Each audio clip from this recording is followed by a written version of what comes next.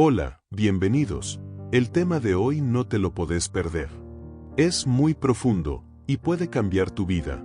Hoy vas a aprender cómo el desapego, lejos de ser indiferencia o frialdad, es una de las llaves más poderosas para vivir en libertad, conciencia y plenitud. Este video es una guía profunda basada en la sabiduría del Buda para ayudarte a comprender por qué el apego genera sufrimiento, cómo la impermanencia puede liberarte, qué significa realmente no tener un yo fijo y cómo cultivar el desapego a través de la meditación, la ecuanimidad y la compasión. ¿Alguna vez sentiste que cuanto más te aferras a algo, una persona, una idea, una emoción, más sufrís? Eso no es casualidad. El budismo enseña que el apego no solo nos ata, sino que nos mantiene en un ciclo constante de deseo, miedo y pérdida. Sin embargo, lo que pocos saben es que soltar no es perder, es abrirse. Soltar es confiar. Y mientras más soltás, más recibís.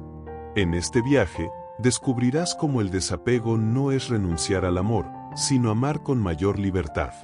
No es dejar de sentir, sino sentir sin quedar atrapado.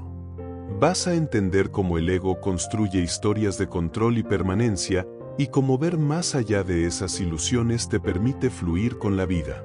Te invito a que respires profundo y escuches con atención. Este conocimiento puede transformar tu relación con las personas, tus emociones, tus pensamientos y con la vida misma. Porque cuando soltamos desde la sabiduría, no perdemos, nos encontramos. El Buda fue claro y directo: el apego es la causa principal del sufrimiento humano.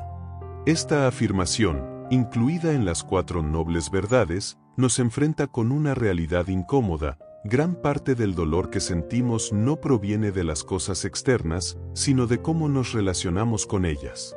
El apego surge cuando deseamos que algo permanezca igual para siempre, o cuando tememos perderlo. Nos aferramos a las personas esperando que nunca cambien, a los momentos deseando que no terminen, a ideas que validan nuestra identidad. Pero todo cambia. Todo se transforma. Nada es permanente. Y aquí es donde empieza el sufrimiento, cuando lo inevitable, el cambio, choca con nuestra resistencia interior. Cuando perdemos algo a lo que nos apegamos, sentimos vacío. Cuando tememos perderlo, sentimos ansiedad. Cuando no lo conseguimos, sentimos frustración. Todo esto ocurre porque hemos depositado nuestro bienestar en algo externo e inestable. Pero el Buda no nos deja sin salida. Su enseñanza no es solo diagnóstico, también es medicina. Nos invita a ver con claridad que el problema no es amar, sino aferrarse. No es disfrutar, sino depender. No es desear, sino creer que sin eso no somos nada. Cuando comprendemos esto, damos el primer paso hacia una libertad más profunda. Porque si el apego es sufrimiento, entonces soltar es alivio. Y ese alivio es paz. El budismo nos enseña que todo lo que surge, inevitablemente cesa. Esta es la ley de la impermanencia, o anicca, en Pali, y es una de las verdades más profundas y liberadoras de la existencia. Sin embargo, también es una de las más difíciles de aceptar. Vivimos como si las cosas fueran para siempre. Nos enamoramos creyendo que el amor será eterno, construimos identidades como si fueran estables, nos aferramos a rutinas, relaciones, títulos, como si el tiempo no pudiera tocarlos. Pero cada segundo, todo cambia. La flor se marchita, el cuerpo envejece, las emociones fluctúan. Nada permanece igual, ni siquiera nosotros. Y aunque esto pueda sonar triste, en realidad es una fuente inmensa de sabiduría y paz. Porque cuando aceptamos profundamente la impermanencia, dejamos de resistir el cambio y comenzamos a fluir con él. Entendemos que perder no siempre es tragedia, muchas veces es transformación. Comprendemos que lo que hoy duele, mañana puede sanar. Que soltar no es morir, sino renacer.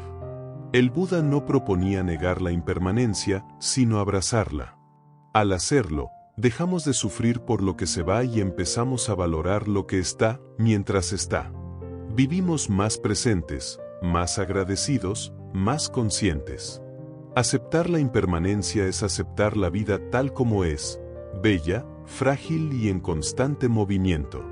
Y cuando dejamos de luchar contra eso, se abre una nueva forma de vivir, más liviana, más libre, más verdadera. Una de las enseñanzas más revolucionarias del Buda es la noción de anatta, o no yo. Esta idea puede parecer extraña al principio, pero es profundamente transformadora. No existe un yo fijo, sólido, permanente.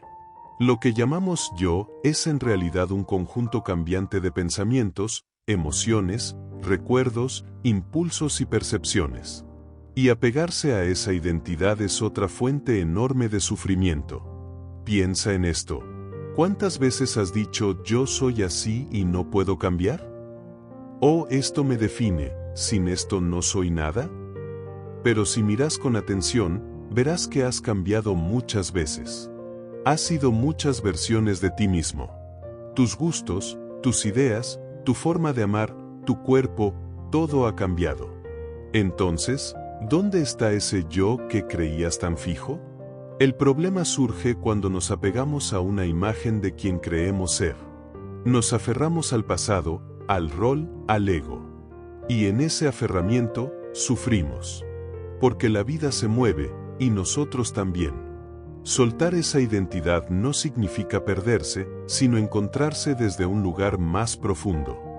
Ya no reaccionas desde el miedo a perder tu forma, sino que actúas desde la libertad de fluir con lo que sos ahora, en este instante. Esa es la verdadera evolución. Y si este mensaje está resonando contigo, te invito a darle me gusta a este video y a suscribirte al canal Las Enseñanzas del Budismo. Cada semana compartimos reflexiones profundas para ayudarte a vivir con más sabiduría, calma y compasión. Tu apoyo nos permite seguir creando este contenido con amor y conciencia. Gracias por estar aquí. En el budismo, la meditación no es solo una práctica de calma o relajación. Es una herramienta poderosa para ver la realidad tal como es y entrenar la mente a soltar lo que no necesita.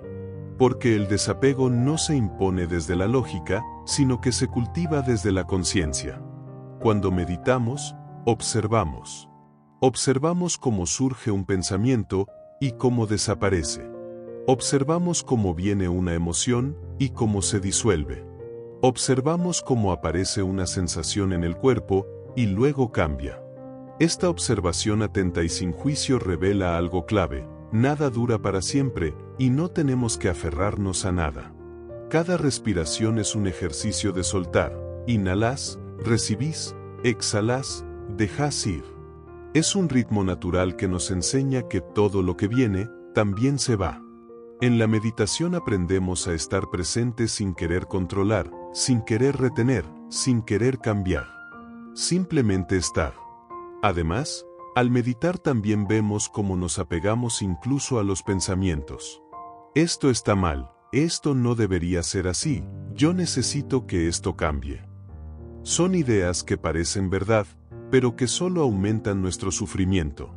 Al observarlas sin aferrarnos, perdemos el miedo. Gana el silencio.